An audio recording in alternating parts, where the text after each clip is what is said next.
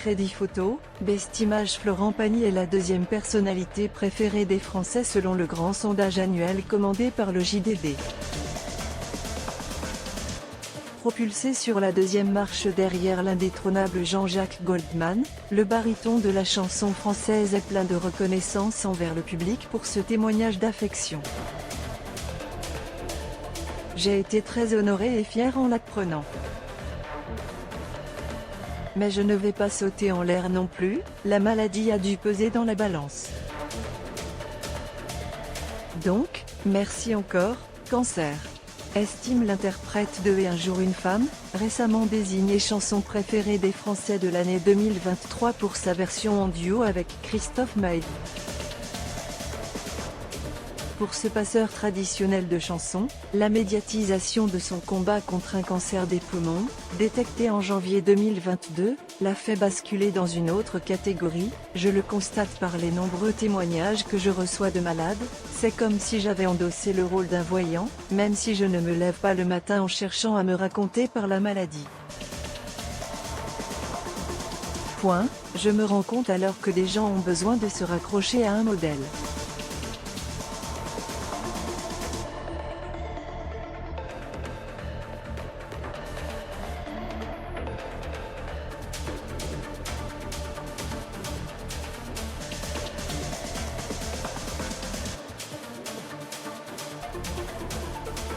Le player Dailymotion est en train de se charger. Il faut être concerné directement par ce problème pour le comprendre. On entre dans une autre dimension. Même nos proches ne peuvent le ressentir complètement. Votez pour Florent Pagny au Pulsar Awards 2024. Si sa santé a été au cœur des préoccupations pendant de longs mois, l'artiste de 62 ans est heureux de pouvoir à nouveau exercer son métier de chanteur. La maladie ne m'a pas empêché de chanter, bien au contraire. Ma voix est même devenue plus claire.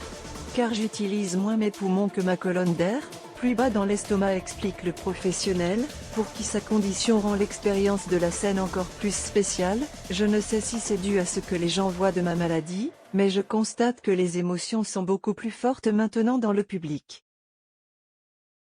Certains se lèvent dès que j'entre sur scène, d'autres tombent en larmes, étonnés sûrement de me voir encore en train de chanter.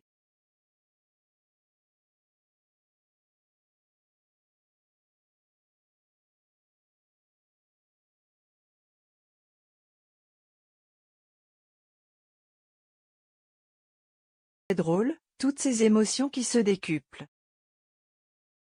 Je n'avais jamais connu une telle intensité. De l'avouer, on arrive parfois à des sommets émotionnels, où je me dis qu'il faudrait redescendre. J'ai peur de ne plus tout maîtriser. C'est la maladie qui a les commandes. Après sa récente tournée d'été, Florent Pagny est parti se ressourcer en Patagonie, auprès de sa femme Azucena. Ici, je suis super heureux, en pleine nature.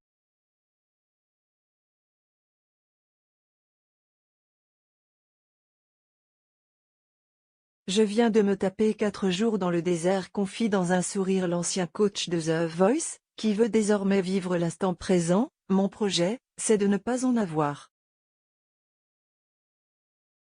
Les 3 mois, tout est remis en question. Tous les 2 mois, même, puisque je dois aller faire le 15 janvier un nouveau contrôle, révèle le musicien. La maladie est comme une épée de Damoclès. Bien même je me suis habitué à aller mieux, un simple contrôle peut d'un coup rebattre les cartes. Ah, il y a un souci, là, et c'est reparti pour de la chimio, des rayons, ça limite les perspectives, ne peut-il que constater.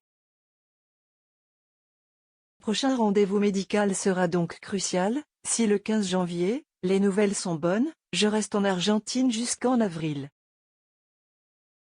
Sinon, retour en France pour réattaquer un traitement, en espérant que ça marche.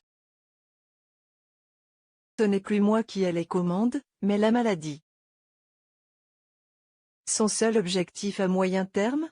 Je me suis juste mis une borne pour la tournée des 65 ans.